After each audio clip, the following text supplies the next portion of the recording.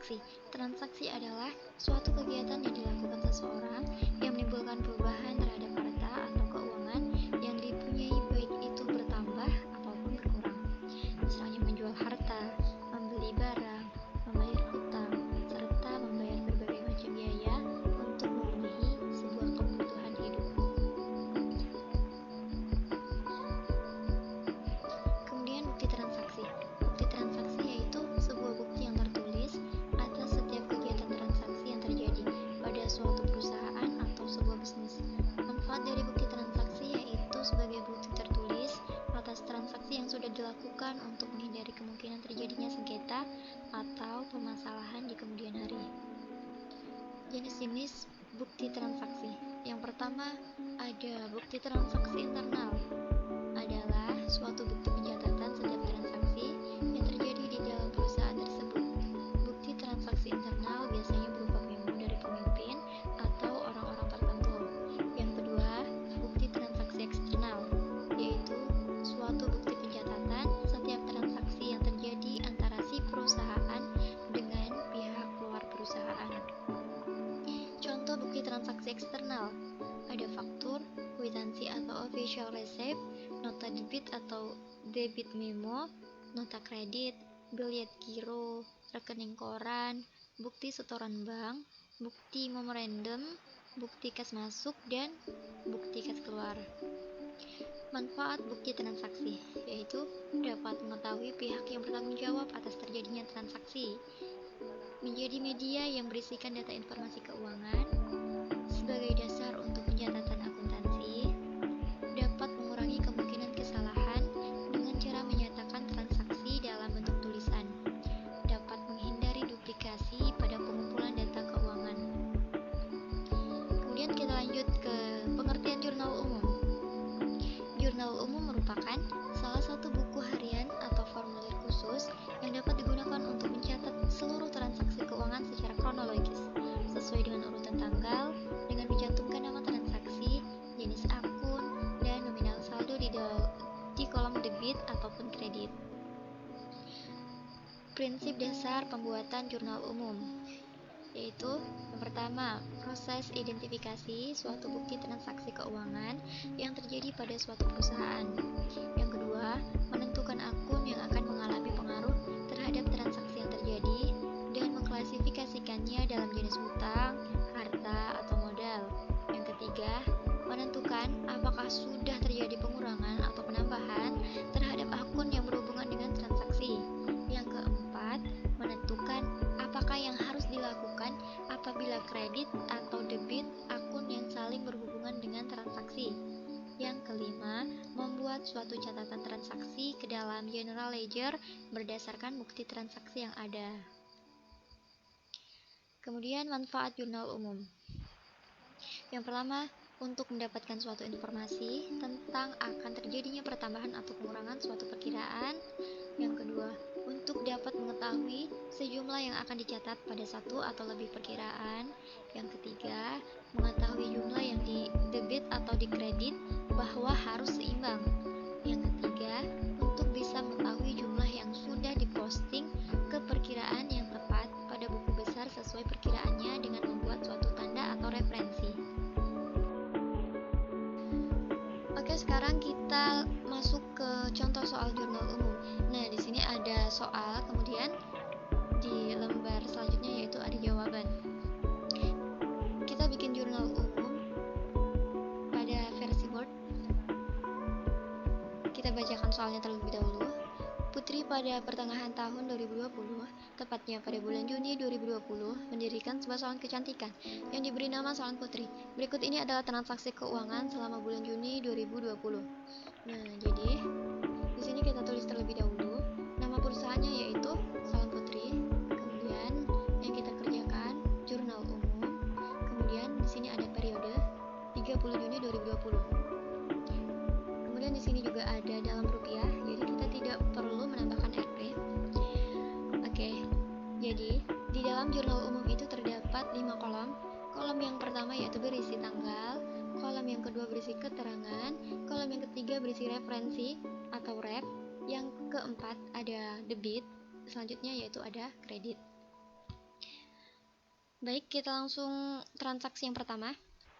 Pada tanggal 1 Juni, Putri menginvestasikan uang kas sebesar 8 juta dan kendaraan roda 2 sebanyak 2 unit untuk kepentingan usahanya senilai 40 juta rupiah. Yang pertama kali, kita bikin terlebih dahulu yaitu tanggal, yaitu 1 Juni. Nah, di sini ada kas. Kita tulis kas sebesar 8 juta di sebelah debit.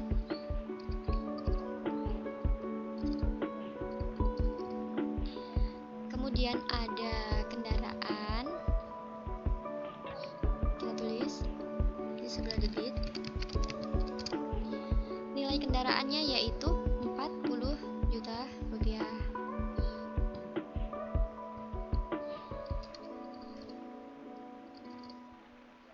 Kemudian ada yang namanya modal di sebelah kredit. Nah, apabila di sebelah kredit, kita beri space di sini senilai 48 juta rupiah. 48 juta rupiah ini didapat dari kas dan juga kendaraan ditambahkan ya. Jadi hasilnya 48 juta rupiah. Lanjut transaksi yang kedua. Pada tanggal 3 Juni, terjadi transaksi pembelian perlengkapan salon dengan uang tunai senilai 2.500.000 rupiah. Kita tulis sama, yaitu tanggal 3 Juni. Di sini ada perlengkapan salon.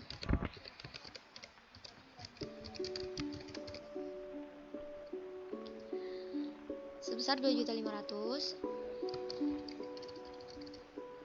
Nah, karena kita belinya secara tunai, berarti kita mengurangi kas.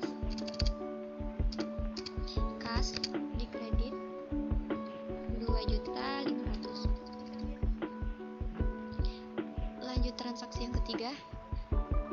Pada tanggal 5 Juni, terjadi transaksi pembelian peralatan salon dengan harga total 4 juta yang dibeli secara tunai senilai 2.500.000, sedangkan sisanya dilakukan secara kredit dengan pelunasan 2 bulan kemudian. Sama, di sini kita bikin tanggal yaitu 5 Juni di kolom tanggal ya. 5 Juni.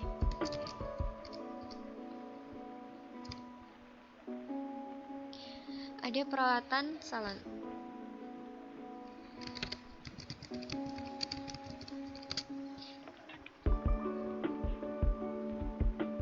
Peralatan salon sebesar 4 juta rupiah.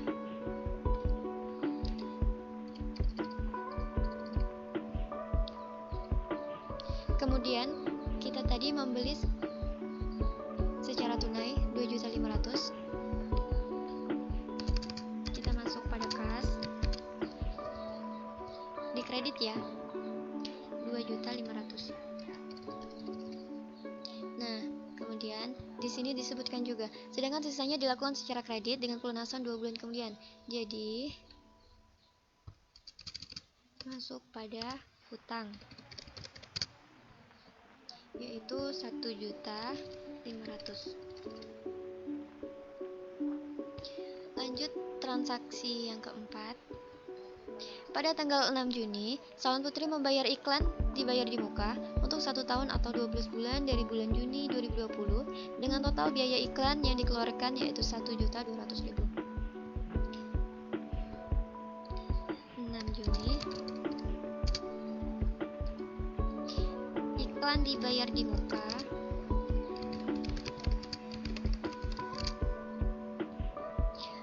Rp1.200.000 di sebelah debit.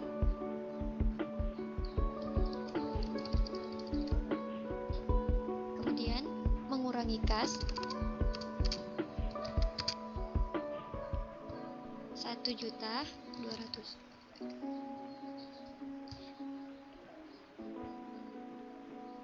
Lanjut transaksi yang kelima, yaitu pada tanggal 7 Juni, Salon Putri menerima pendapatan jasa dari pelanggan sebesar Rp800.000.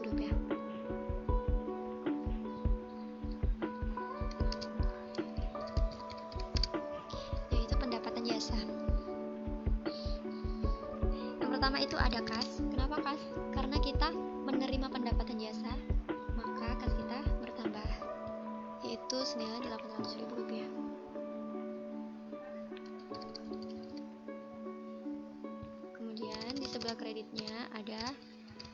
pendapatan jasa 800.000.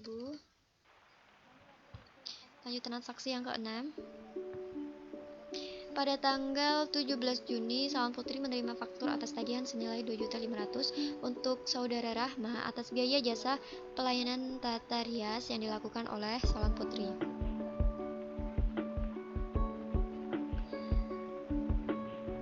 Kita tulis tanggal 17 Juni. Nah, karena ini faktur, jadi di sebelah debit itu berupa piutang jasa.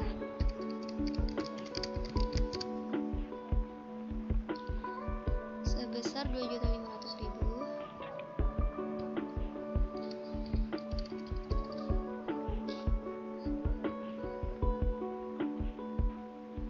pada pendapatan jasa.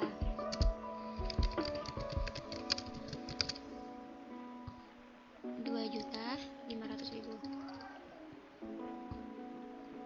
Lanjut transaksi yang ke-7.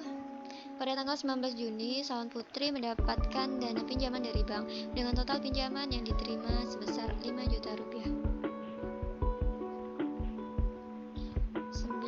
Juni ya.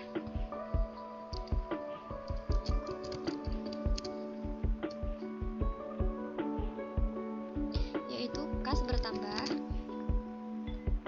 Rp5 juta. Di sebelah debit, kemudian di sebelah kreditnya ada hutang bank Rp5 juta.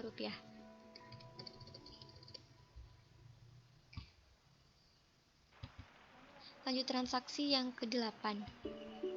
Pada tanggal 23 Juni, Putri sebagai pemilik salon mengambil uangnya sebesar Rp400.000 untuk keperluan pribadi.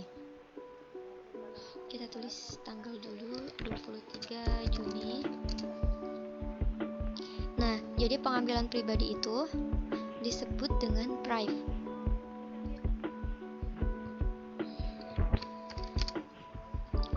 Kita tulis prive di debit Rp400.000.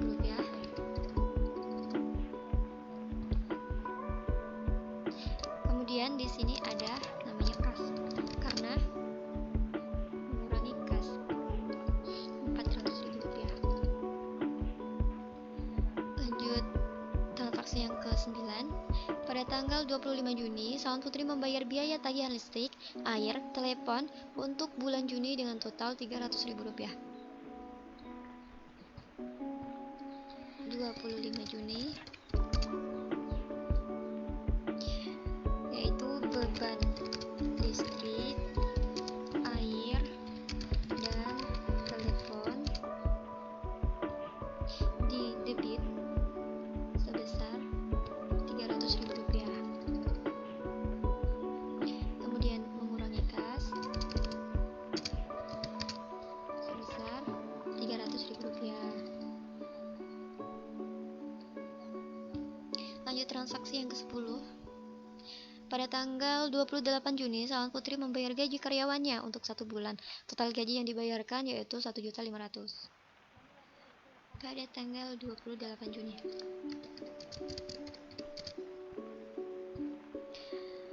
Yaitu beban gaji Rp1.500.000 di debit.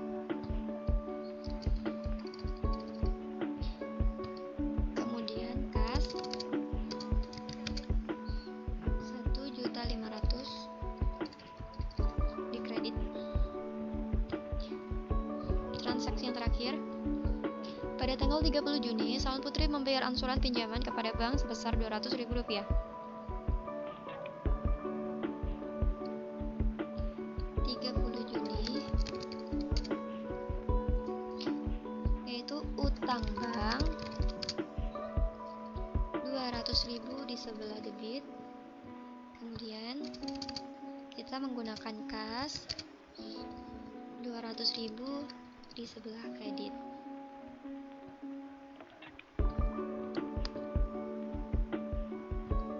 Nah, jadi ini sudah selesai semua, sudah kita kerjakan. Dari kolom debit kita tambahkan totalnya yaitu Rp60.000.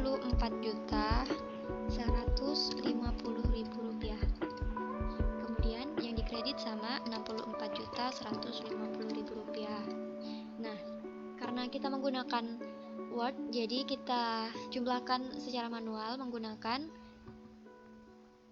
kalkulator. Jadi inilah hasilnya dari transaksi-transaksi yang sudah kita kerjakan. Bisa dimengerti?